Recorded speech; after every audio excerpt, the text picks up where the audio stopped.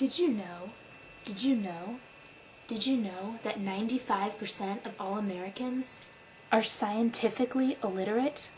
Scientifically illiterate. It's true. Now if you just believed me, there's a word for you.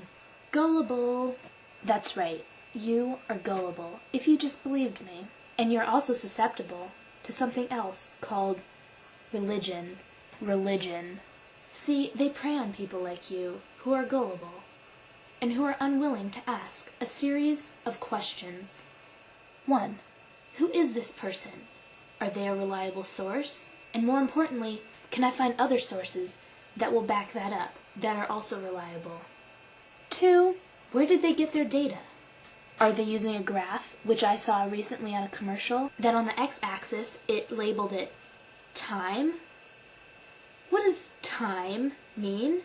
Time can mean anything.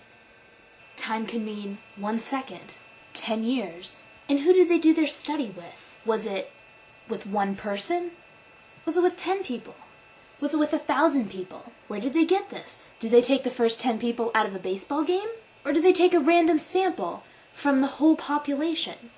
3. I said 95% of Americans are scientifically illiterate.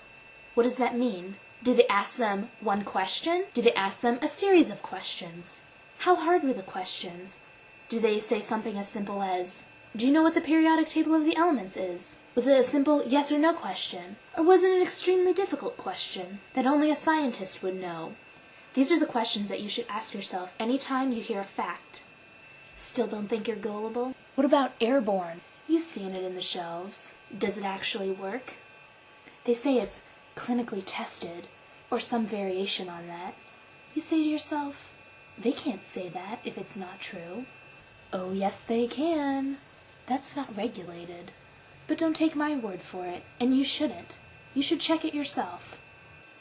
Ask questions, because if you can be gullible for something as silly as that little fact, you could be gullible for something a lot bigger, like religion.